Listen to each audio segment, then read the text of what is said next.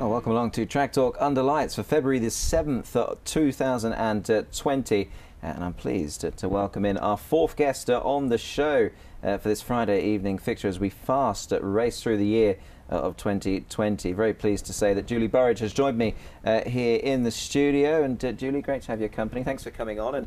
And you're one of the few that have so far accepted the invitation, so good to see you. Oh gosh, have you scared them off? I think I must have done, yeah. But things are going great for you and the team so far this year? Yes, we've had a tremendous start to the year, Nick. It's been really great. A couple of winners, and we've got some nice horses in the sidelines. Indeed, no, looking forward to them. We'll touch upon those horses as well in due course. Obviously, for those that maybe don't know, Julie, you're obviously an accomplished horsewoman for sure, and that obviously stems a long way back to your childhood days. Tell us how it all started. Indeed, I'm from Guildford in Surrey, just outside London. My parents were not at all interested in horses. They actually were terrified of horses. However, they saw a good thing when we were keen to go down to a stable yard close to home, and we were there most weekends and evenings. Learning the trade, and those little ponies you saw there, Shetland ponies, they're actually very hard to ride. They're very cheeky, so it's a great beginning. And obviously with that beginning, and obviously learning your craft, you then come forward. We saw those racing pictures. Here you are in a trial not so long ago as well. So it's gone from Shetland ponies to race horses. Yes, I was privileged enough to go to the British Racing School in Snailwell in Newmarket, and I learnt a tremendous amount there, how to ride gallops and things. So yeah, it's been a good career. I'll tell you what, he was a pretty smart looking horse, that fellow. We were talking off air before we recorded this show that you were telling me he's pretty handy, that warm blood.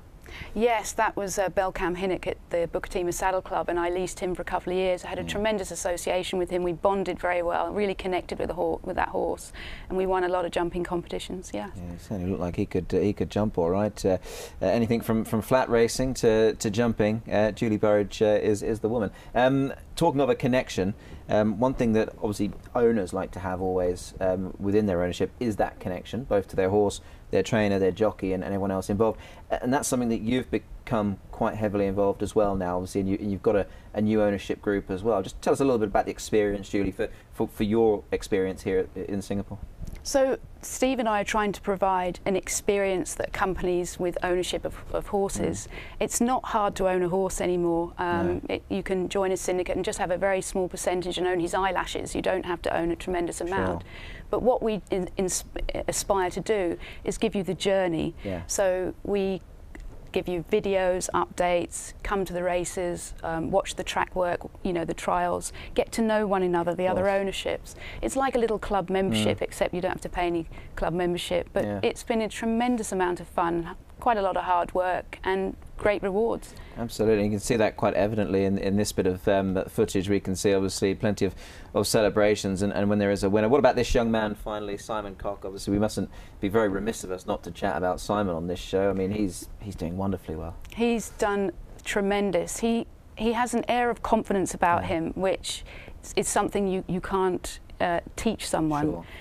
He's just come back from Australia. He did some time with David Hayes. He rode some winners, and that's been an amazing stepping stone for him. He's such a useful rider, but he's very in demand. We're struggling to keep him, which is hard, but he'll go on to bigger and better things. Yeah, I'd agree wholeheartedly with that. He's a very much a talented young man.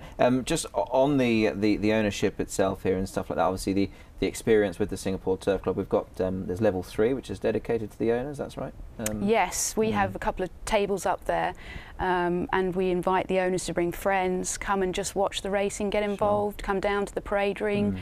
It's really an exciting moment actually being at the races. That atmosphere is more tangible than just reading the newspaper or seeing the race book, and we try to get them excited, get them involved. It's a big job, but it's enjoyable, and our intention is to get more people on board. And very much affordable as well. Affordable, I mean, there is a risk with investment, that with any investment, so we have to manage expectations as well.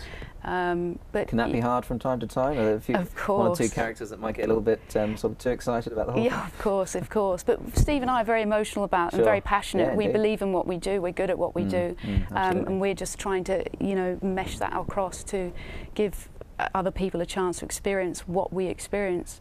Yeah. So yeah, it's been a journey, hopefully for the owners and myself, and bigger and better things to come. Well, let's now have a look at a horse called Dipson, who's a part of the ownership group that Julie manages. And well, Julie, he's been in great form, this horse. He's raced recently, but this was his last win over a mile, and he looks a really nice sort of stayer going forward. He does. When he won this, Steve and I were a bit excited. Okay, it's only a Class 4. However, the way he kept going and got to the line reminds us of the wonderful So You Think. So You Think raced in 5 different countries, 2 hemispheres, and won in 4 of those different countries. So if he could sort of swing towards the sire, and his dam actually, Reglisse, is by a Zabeel mare, so it's all very exciting. And here's a new horse that actually races this weekend for you, Agente Fiscal. Recent trial. Regrettably, though, he bumps into what looks to be some nice horses on Sunday. Yeah, so they didn't split the Class 4 he was in, so unfortunately he goes against Churchill, Atlas, and a horse of Shane Barchinger's, which is very, very smart. He has won over a little bit more distance, so okay, this might be a bit sharp for him. However, we're very excited. He's very fit. He's drawn a great barrier, and we have the secret weapon Simon on him. You do indeed, yeah, the secret weapon Simon for sure. How did you source him, Julia? Was it because I imagine perhaps from recent times and what we've seen is maybe sourcing form horses out of Australia is probably getting that little bit more costly, a bit more difficult, but you've got someone over there that you were telling me that does a lot of the buying and spotting for you? Yes, Lou Liparata. He's been a tremendous intrinsic help to sourcing the horses. We can't be there in Australia. He watches the races.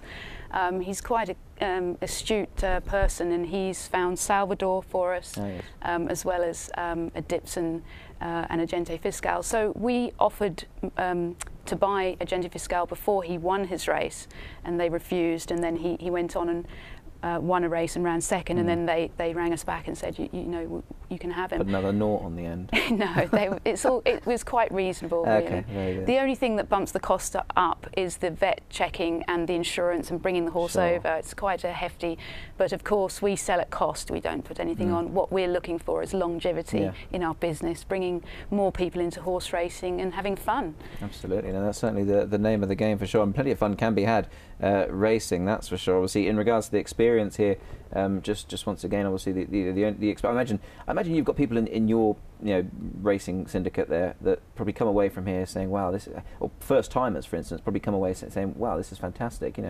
There's so much more to horse racing or racing a horse that you would ever believe, and they love. I mean, some of them are so good at the statistics and asking questions and finding out. They really get into it, I imagine, after time as well. They probably really immerse themselves. They're very good. I'm really enjoying that journey, and I hope they are too. Once what we're trying to expose them to is a bit of the training, what goes on behind the scenes. That's what you don't see, right? Obviously the owner or the man or the woman that's got his maybe 5% or he's 10% even, or even a bit less, for instance, they probably don't see that as much. But I guess if you can offer that to them, it then becomes part of the whole package and experience. Yeah, exactly. I mean, a horse is such an amazing creature. I mean, they're a window into your soul.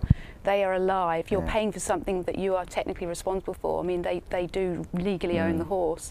So we invite them to come in and expose themselves, touch the horse, come and feed the horse, come and pet the horse, watch him do his trials, watch him race, watch him, anything, and they really do get into it, and they really love their horses. So hopefully we're doing a good job. That's superb, absolutely. No, I think what did Winston Churchill say once is something about the outside of a horse that's good for the inside of a man. So they are indeed wonderful, wonderful creatures. Talking of Churchill, obviously less of him the better, because you're Churchill the better. You're taking him on Sunday. Recently, though, you had another winner from the stable, a horse called Ironclad, who I wanted to speak to you about. He's a son of a Keeb Mafid. Obviously, we've mentioned a Dipson, who's a So You Think. Agente Fiscal is a new stallion, Dreamscape. But this son of a Keeb Mafid, nice to have one of them here, and you guys have got the first winner, so that's I imagine quite pleasing. It's always nice to be the first at something. So the owner, Mr. Fung, he also owns a percentage of a Dipson. That was the connection. So when this lovely horse... And is that purely through owning a share in a Dipson that this gentleman has got involved? Absolutely, and he might buy another one. That'd be good. But yeah, Keeb Mafid was an exciting stallion. He was trained by John Ox in Ireland. He went to Richard Gibson in Hong Kong. He won the Hong Kong Cup, the Hong Kong Derby. He went back to Australia to be a stallion. Now they are going very well, these Akid Mafits. Akid Mafit himself was by Dubawi, who is by Dubai Millennium. Sure. Dubai Millennium unfortunately had one crop and died of grass sickness, and he was an extraordinary horse, Dubai Millennium. He won the World Cup in Dubai.